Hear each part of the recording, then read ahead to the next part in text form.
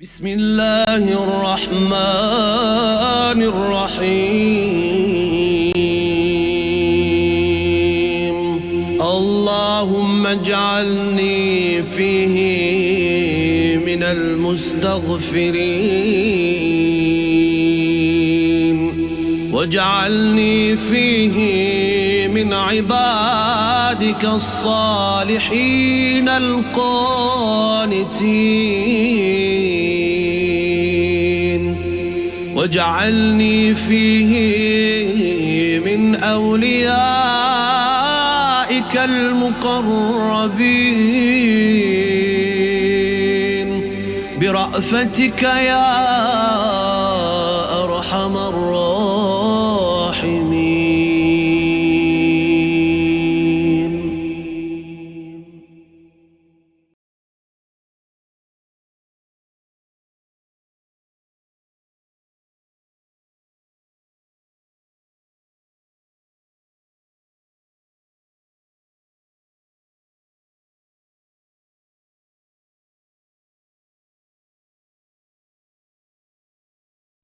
Bismillah ar-Rahman ar-Rahim. Assalamu alaikum, children.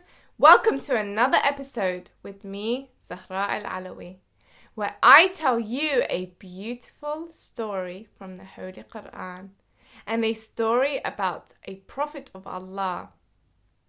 Each story and each episode has a very, very important lesson we can learn from it.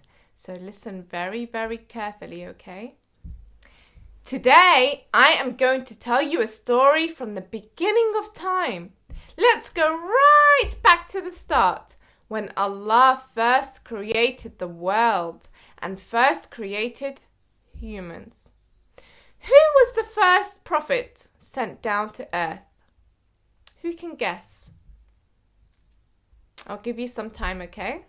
Shout it out. The first prophet sent down to earth. That's right, it's Prophet Adam. Allah made Adam and Hawa.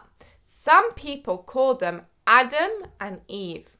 I am sure you have already heard about them before, right?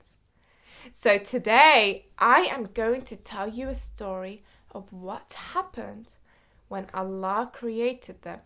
And this story teaches us so many things, which we will come to at the end of the story. So listen very, very carefully, okay? Are you listening? Shall I begin? Okay. So Allah created Adam and Hawa. Then he called the angels and said that he had made a man who was called Adam. And he had made a woman who was called Hawa. And he wanted them to live on earth. The angels were surprised. You have created humans. Men will spoil the earth. They will destroy it. They will fill it with evil and fighting. But Allah is all-knowing and all-wise. He knows all the secrets of the heavens and earth. Don't worry. He has made everything you see, and knows the true name of every single thing he has made. So Allah taught Adam the names of all the things to him. Then Allah called the angels, "Come here." The angels came. Then he asked the angels to tell him the names of all the things. But the angels did not know the names of all the things. What do you think the angels said? The angels said to Allah, "We do not know the names of the things. You have never told us their names. We know only what you taught us. You are all-knowing and wise." And then Allah called Adam and asked him to tell the names. And guess what? Adam told all the names as Allah taught him. Now we get to the very, very important part of the story. Allah said to the angels, "Angels, bow down to Adam." All the angels bowed in respect to Adam except one person. Who do you think refused to bow down to Adam? It was Iblis. He refused. Iblis was one of the jinn who had obeyed Allah for so long, and now he's refusing. Allah asked Iblis, "Why don't you bow down to Adam? Why don't you obey me?" Iblis said, "Excuse me? You want me to bow down to him? I am better than Adam. You made me out of fire, and you made Adam out of ordinary clay. How can someone like me bow down to him? No way." Iblis did not listen to Allah at all. He did not obey him.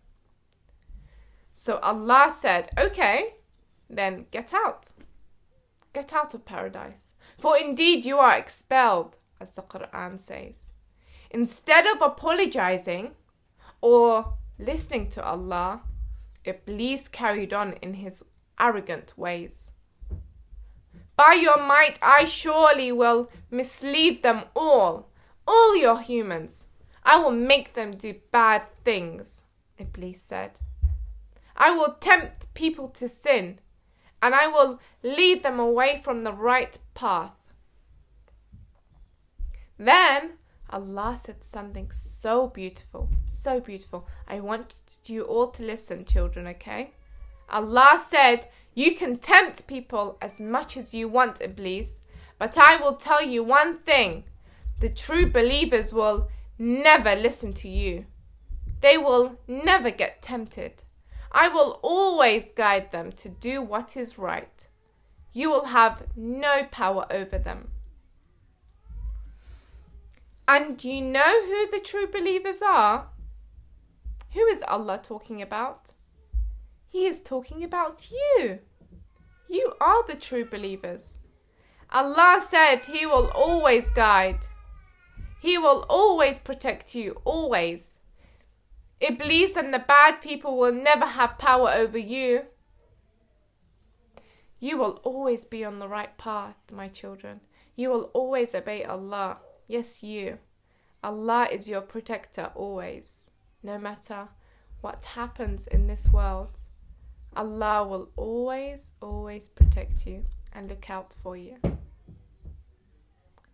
You can find the story in Surah number 38, verses 71 to 85, okay? That's Surah number 38, verses 71 to 85.